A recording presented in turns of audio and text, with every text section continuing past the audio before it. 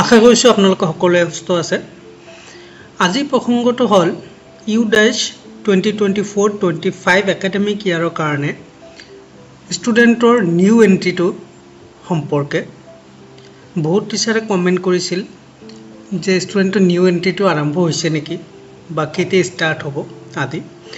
গতিকে আজি জুলাই মাহৰ 18 তাৰিখ 4:29 দিনৰ 4:29 লৈকে এতিয়ালৈকে ইউডাইছৰ নিউ এণ্ট্ৰি ষ্টাৰ্ট হোৱা নাই। আমাৰ ষ্টেটৰ নিউ এণ্ট্ৰি এতিয়ালৈকে ষ্টাৰ্ট হোৱা নাই আৰু যেতিয়া ষ্টাৰ্ট হ'ব তেতিয়া আপুনি নিজে গম পাব। সেইটো কেনেকৈ জানিব পাৰিব সেই প্ৰচেছটো আজি আপোনালোকক দেখুৱাই দিম। গতিকে যিকেইজন টিচাৰৰ মনত এইটো কুৱেশ্যন আছে যে কেতিয়া ষ্টাৰ্ট হ'ব কেনেকৈ জানিম, তেখেতসকলৰ মাজত ভিডিঅ'টো শ্বেয়াৰ কৰি দিব আৰু ভিডিঅ'টো পচন্দ হ'লে লাইক অৱশ্যই কৰি দিব। গতিকে আহক আমি চাই লওঁ যে আমি কেনেকৈ বুজিব পাৰিম যে আমাৰ বিদ্যালয়ৰ নিজৰ বিদ্যালয়ৰ কাৰণে ইউডাইছৰ ফ্ৰেছ এণ্ট্ৰিটো ষ্টাৰ্ট হৈছে নে নাই।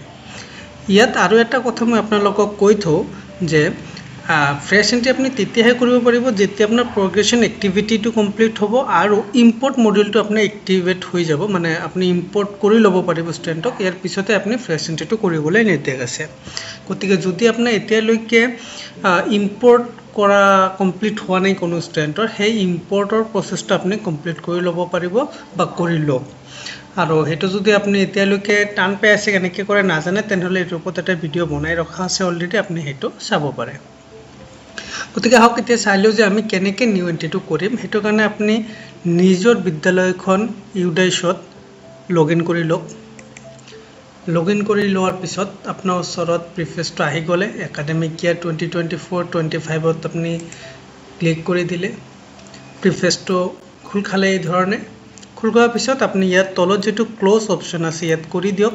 কৰি দিয়াৰ পিছত আপুনি ইয়াত কি পাই আছে, ইয়াত যিটো ডেছবৰ্ড আছে ডেছবৰ্ডত আপোনাৰ কোনখন ক্লাছত কিমান এনৰলমেণ্ট আছে, কিমান ষ্টুডেণ্ট আছে সেইটো শ্ব' হৈ আছে। আৰু ৰাইট ছাইডত কি হৈ আছে ইয়াত চাব, ভিউ আৰু মেনেজ বুলি আছে। যদি আপোনাৰ বিদ্যালয়ত কিবাটো আহে তেনেহ'লে এই ধৰণে চাওক, এই ভিউ মেনেজৰ লগত এড ষ্টুডেণ্ট বুলি এটা অপশ্যন আহি যাব। এই ধৰণে অপশ্যন এটা আহি যাব। যেতিয়া এই ধৰণৰ অপশ্যনটো আহিব তেতিয়া আপুনি এই এড ষ্টুডেণ্টত ক্লিক কৰি পেলাই আপুনি আপোনাৰ বিদ্যালয়ত যিমানখিনি ষ্টুডেণ্ট আপুনি ফ্ৰেছ এণ্ট্ৰি কৰিব লগা আছে ক্লাছ ক' শ্ৰেণী আৰু 1ত তেখেতসকলে এণ্ট্ৰিটো কৰি ল'ব পাৰিব। ক' শ্ৰেণী আৰু 1ৰ বাহিৰে বেলেগ ষ্টুডেণ্টক আপুনি এণ্ট্ৰি কৰিব নোৱাৰে। সেইটো কাৰণে আপুনি ব্লকত যাব লাগিব। ব্লক এমএছৰ লগত কনচাল্ট কৰি পেলাই এটা ফৰ্মেট আছে, সেই ফৰ্মেটটো ফিল আপ কৰি জমা দিলে তেখেতে এইটো ফ্ৰেছ এণ্ট্ৰি কৰাই দিব। ফৰ্ম 803 আৰু ফৰ্ম 802 বুলি আছে দুটা ফৰ্মেট, সেই দুটা আপুনি পিছত পাই যাব। গতিকে এতিয়া যিটো কুৱেশ্যন আছিলে সেইটোৰ সমাধানটো হ'ল এইটো যে যদি অকল ভিউ মেনেজ আছে তেনেহ'লে এতিয়ালৈকে ষ্টাৰ্ট হোৱা নাই আপোনাৰ বিদ্যালয়ৰ। যদি ইয়াৰ লগত এড ষ্টুডেণ্ট আহি যায় তেতিয়া আপুনি এড কৰি ল'ব পাৰিব। এইখিনিয়ে সৰু প্ৰচেছ।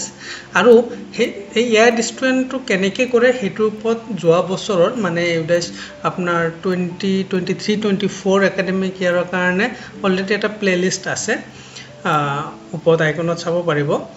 সেইটোত মানে গোটেই প্ৰচেছটো মই দেখাই দিছিলোঁ যোৱা একাডেমিক ইয়াৰৰ কাৰণে, লাগিলে তাৰে পৰা হেল্প ল'ব পাৰিব। আৰু যেতিয়া নতুন এড ষ্টুডেণ্টটো কৰিব পাৰি তেতিয়া আপোনালোকৰ কাৰণে ফ্ৰেছ এটা ভিডিঅ' লৈ আহিম আপোনালোকৰ সুবিধাৰ্থে, যাতে আপোনালোকৰ কোনো অসুবিধা নহয়। গতিকে এইখিনিয়ে সৰু এটা প্ৰচেছ, আপোনালোকে এইমতে কাম কৰি যাব। পিছত এতিয়ালৈকে হোৱা নাই নিশ্চিন্ত হৈ থাকক।